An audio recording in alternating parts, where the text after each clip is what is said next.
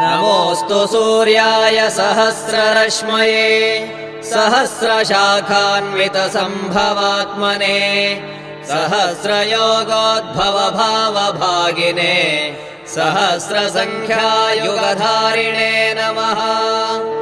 यन्मण्डलम् दीप्तिकरम् विशालम् रत्नप्रभम् तीव्रमनादिरूपम् दारिद्र्यदुःखक्षयकारणम् च पुनातु माम् तत्सवितुर्वरेण्यम्।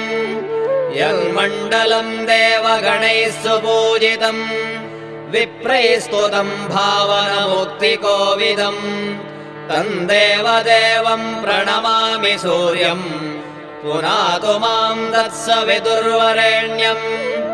यन्मण्डलम् ज्ञानघनम् त्वगम्यम् त्रैलोक्यपूज्यम् त्रिगुणात्मरूपम्